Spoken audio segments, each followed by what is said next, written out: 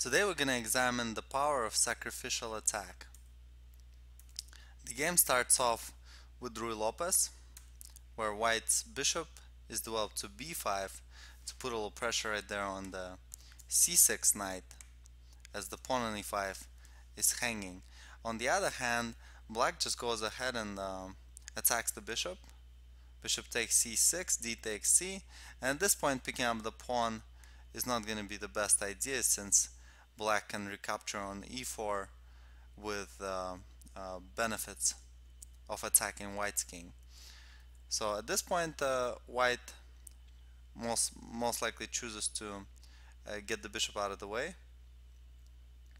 Black continues the development, attacking the e4 pawn, and white in turn leaves the e4 pawn undefended, where if black captures, white is going to be taking advantage of the e file, and after knight e4 is going to continue with d4, and the knight on e4 is not feeling quite as comfortable. On the other hand, this is an actual opening line, one of the main variations, but we're going to go ahead and continue with the game, where black continued b5, kicked the bishop out, bishop retreats to an excellent position right there on b3, targeting f7. Black develops the bishop,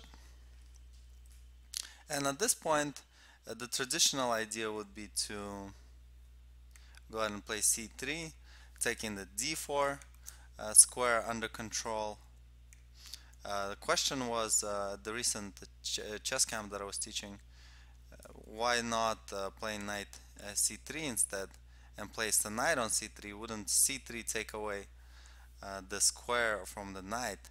And that is correct. The c3 move does take away the square from the knight, but on the other hand, as the pawn goes to d4, the knight can be maneuvered through d2 to f1 to some potentially good squares. So that's what maneuvering is for. You find new path for your pieces. d3 is not quite as aggressive since it doesn't have much of an influence on overall center, just defends white's pawn on e4, which is important.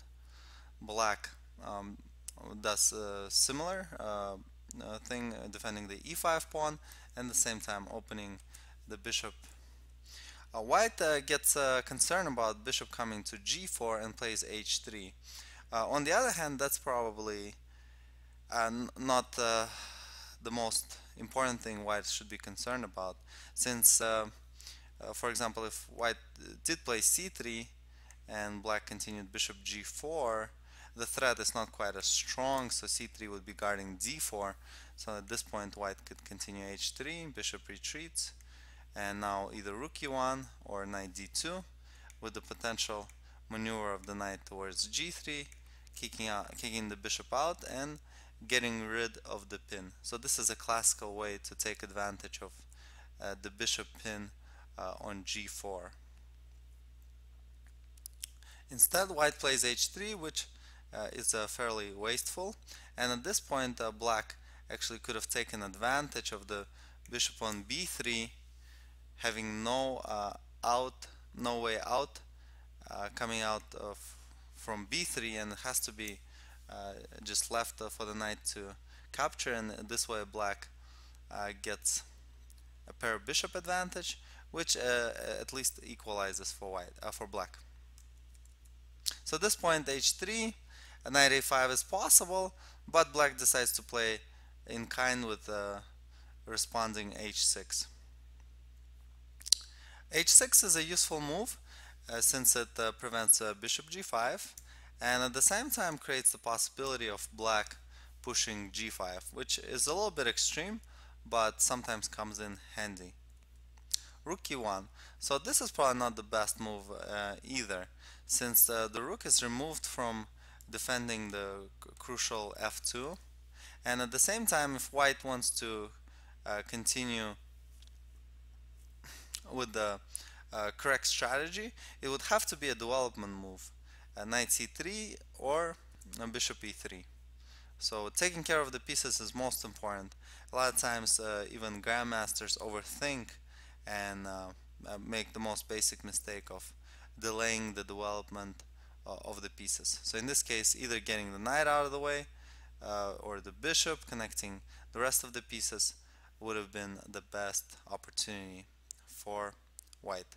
So this is actually the game between two players of 1300 rating level, and black comes up with a very interesting creative idea, which white eventually submits to, and since he couldn't handle the pressure of the attack. On the other hand, the attack was certainly refutable, and we're going to examine how white should have managed that. So here's the move of the game, and that is going to be bishop after rook e1. Black goes ahead and captures on h3.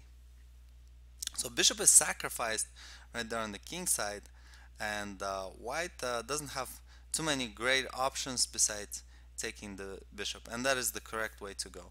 A lot of times when your opponent sacrifices something, the first thing you gotta examine is actually just going ahead and capturing it. So what is black's idea? Well, as the bishop sacrificed, obviously white's king is open now. So how does black take advantage of it? Queen d7, hitting the pawn on h3, and potentially transferring the queen out there to the king side, where it can deliver the checkmating threats along with the knight on f6 and the bishop on c5.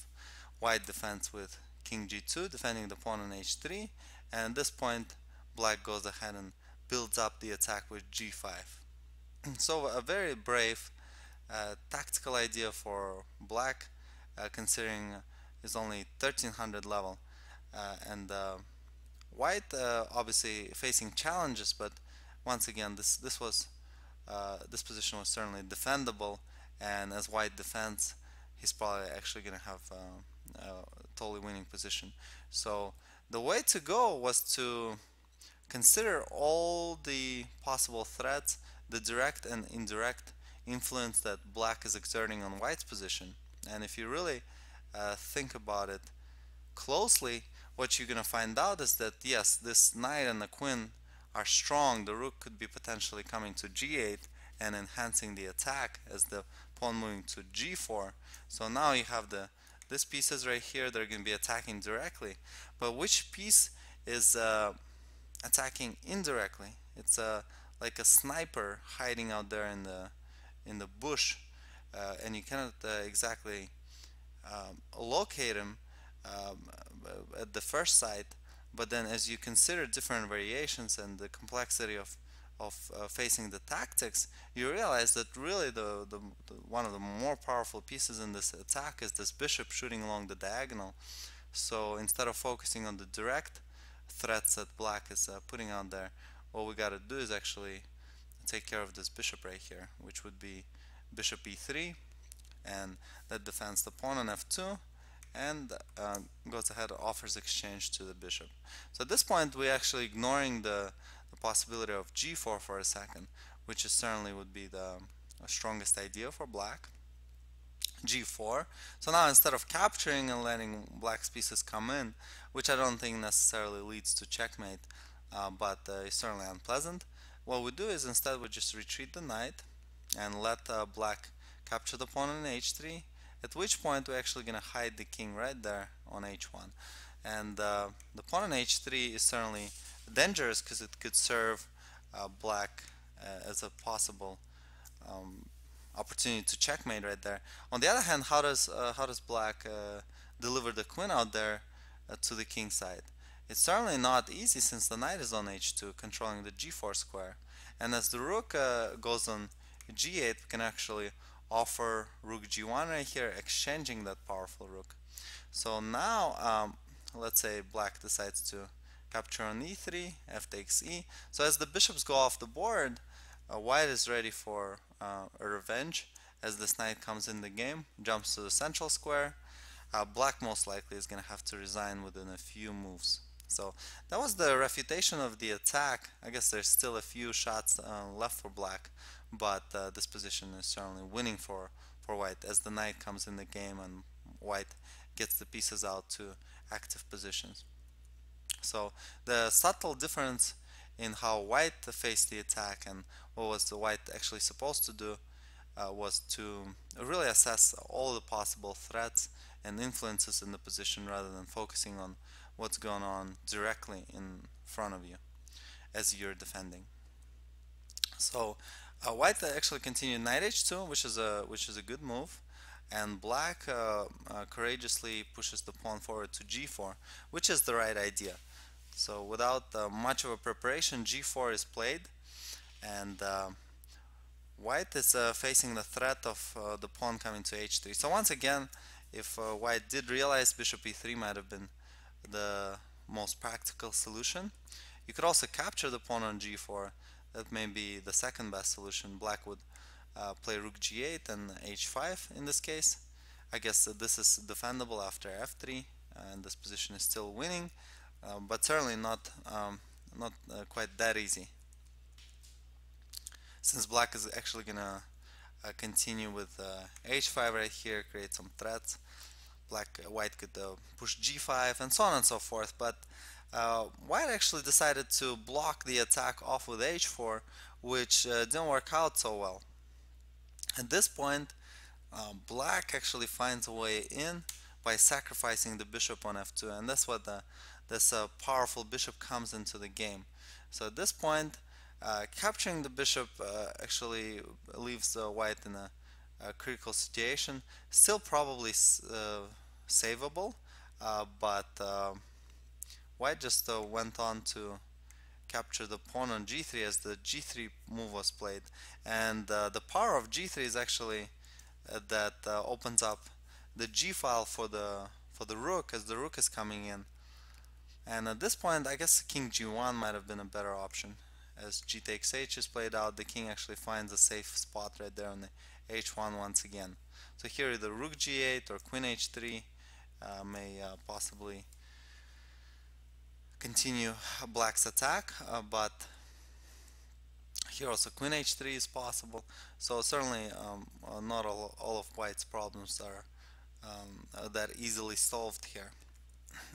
So as g3 is played out, king takes, black connects the rook with the attack, and at this point the situation is critical.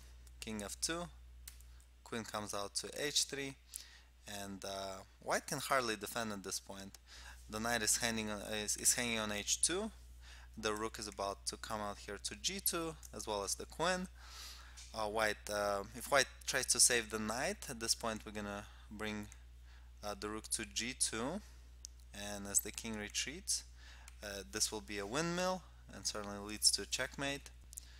And if king e3, that's a checkmate in one move right here on g4. White decided, wisely so, to give up the knight, but it's already too late. Queen takes on h2, and at this point if king goes down, the rook connects with the attack with a checkmate. King goes to e3, knight goes to g4, hitting the king.